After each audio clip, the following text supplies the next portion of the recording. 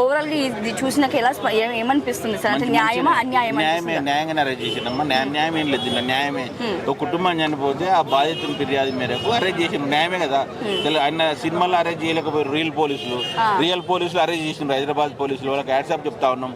భవిష్యత్తులో ఇటువంటి పునరావృతం కాకుండా ఖచ్చితంగా ఇటువంటి చర్యలు చేపట్టాల్సిన అవసరం ఉంది. హైదరాబాద్ పోలీసులకు తెలంగాణ తప్పే. 1200 రేట్లు పెంచడం తప్పు. ప్రీమియర్ అంతమంది జనాల క్రౌడ్ లైన్ రావడం తప్పు. ఈరోజు తప్పు మీద తప్పు చేసుకుంటున్నా పోయింది కాబట్టి ఎవరు చేసిన తప్పే. ఆ విధంగా భవిష్యత్తులో పునరావృతం కాకూడదంటే ఖచ్చితంగా ఈయనను కఠినంగా శిక్షించాలని చెప్పి మేము డిమాండ్ చేస్తాం. అయితే ఇది అవ్వగానే వెంటనే కేటీఆర్ గారు ట్వీట్ చేయడం జరిగింది.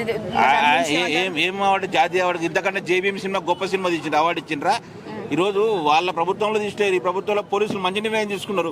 ఈరోజు పోలీసులు ఇచ్చిన మెసేజ్ ఎట్లా ఉందంటే సామాన్యునికైనా ఉన్నోనికైనా తెలంగాణ ప్రభుత్వంలో హైదరాబాద్లో ఒకటే న్యాయం జరుగుతుంది అనే ఉద్దేశంతో ఈరోజు పోలీసులు చర్య చేశారు. నిజంగా పోలీసు చర్యలకు ఈరోజు తెలంగాణ సమాజంతో హర్షిస్తూ ఉంది. ప్రభుత్వం ఏం హెల్ప్ చేయదంటారా? ప్రభుత్వం ఖచ్చితంగా హెల్ప్ చేస్తుంది. ప్రభుత్వం హెల్ప్ ఎవరికి బాధితులకు హెల్ప్ చేస్తుంది, హీరోకి కాదు హెల్ప్ చేసేది. బాధితుల తరపున ఉండడానికి నిదర్శనమే ఈరోజు అరెస్టే. బాధితులకు ప్రభుత్వం హెల్ప్ చేసే నిదర్శనం ఈరోజు అరెస్ట్. ఇన్సిడెంట్ని బట్టి వాళ్ళు కేసు నమోదు చేసిండ్రు, దాన్ని కోర్టులో సవాల్ చేయాలి. వీళ్ళు శిక్ష ఇస్తలేరు కదండి. వీళ్ళు ఒక సెక్షన్ కింద వాళ్ళు కేసు నమోదు చేసిండ్రు, కోర్టుకు హ్యాండ్ ఓవర్ చేస్తారు, కోర్టు నిర్ణయిస్తారు. ఆయన ముందే కూడా ఈ కేసును కొట్టివేయాలి అంటూ కూడా హైకోర్టుని ఆశ్రయించారు 3 రోజుల క్రితం. దీన్ని కొట్టివేయడానికి అది హైకోర్టు కానీ కోర్టు మాత్రం ఇప్పటివరకు ఏదేమి కూడా రెస్పాండ్ ఇవ్వలేదు. అట్లా కదండి. వీళ్ళు కేసు నమోదు చేసిన తర్వాత వీళ్ళు ఎఫ్ఐఆర్లు ఏం నమోదు చేసిండ్రు దాన్ని బట్టి వీళ్ళు ఛార్జ్ షీట్ చేసినప్పుడు కోర్టు నిర్ణయిస్తుంది. ముందే కోర్టు ఎట్లా నిర్ణయిస్తుంది? ఎఫ్ఐఆర్ ఫైల్ కాకముందే కోర్టు ఎట్లా కొట్టేస్తుంది? అసలు అరెస్ట్ న్యాయం అనిపిస్తుందా అన్యాయం అనిపిస్తుందా మీకు? చాలా అన్యాయం మేడం ఇది. ఎందుకంటే అన్ఎక్స్పెక్టెడ్గా అది జరిగిన పరిస్థితి. ఎందుకంటే మూవీ చూడడానికి అందరూ వస్తారు. అదేం జరిగిందంటే ఒక ఫ్యామిలీలో ఒక ఆవిడ చనిపోవడం బాధ ఉంటుంది ఎవరికైనా. అది మీ ఫ్యామిలీ అయినా మా ఫ్యామిలీ అయినా ఎవరికైనా.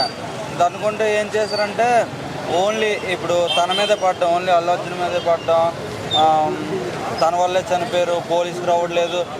యాక్చువల్లీ పోలీసులకి ఇష్టం ఉండే చేస్తారు ఇదంతా. ఎందుకంటే ఏది సెక్యూరిటీ లేకుండా బయటికి పోరు. హీరోస్ అయినా ఎవరైనా సెలబ్రిటీస్, ఏ సెలబ్రిటీస్ అయినా. సో ఇది మాత్రం అసలు ఆయన కూడా మార్నింగ్ వరకు అనుకుని ఉంటారు ఇలా జరుగుద్ది ఈరోజు చిక్కడపల్లి. అయితే ఇప్పుడు హాస్పిటల్కి తరలించారు ఆయనని. హాస్పిటల్కి వెళ్ళడం తర్వాత మళ్ళీ ఆయన హైకోర్టుకి వెళ్ళడం. అయితే రిమాండ్ కంపల్సరీ. ఇంకా ఆయనకి 2 వారాలు 3 వారాల వరకు రిమాండ్ ఉంటుందని అందరూ అంటున్నారు. సో దాని గురించి మీరు ఏమనుకుంటున్నారు? నిజంగా ఆయన పోలీస్ స్టేషన్కి వెళ్తే మీరు ఎలా ఫీల్ అవుతారు? ఫ్యామిలీ అంతా కూడా, వాళ్ళ ఫ్యామిలీ కూడా ఒక ఆందోళనకి ఖచ్చితంగా గురవుతారు మేడం. ఎవరైనా ఫ్యాన్స్ మాత్రం చాలా అసలు ఇది ఎందుకు జరిగింది, అసలు ఇలా జరగాల్సిన పని ఏంటి అని అయితే చాలా మంది వెయిట్ చేస్తారు. ఫ్యాన్ గా ఇది కరెక్ట్ కాదు, కానీ ఒక ఫ్యామిలీ పరంగా అక్కడ ఒక తల్లి కోల్పోయినారు కదా, 2 పిల్లలు. మరి దాని గురించి కూడా మనం ఆలోచించాలి కదా. అవును మేడం, అది నిజం. కాకపోతే వాళ్ళకి అంటే చనిపోయారని కాదు. అదే మేడం నేను స్టార్టింగ్లో అదే చెప్పాను. ఇప్పుడు అన్ఎక్స్పెక్టెడ్గా జరిగిపోయింది అది. వాళ్ళకి బాధ ఉంటుంది. వాళ్ళు కూడా వెళ్ళి మాట్లాడటం జరిగింది. అదంతా సోషల్ మీడియాలో అలసలు జరిగింది బాగా. అదంతా జరిగింది madam. Thank you so much.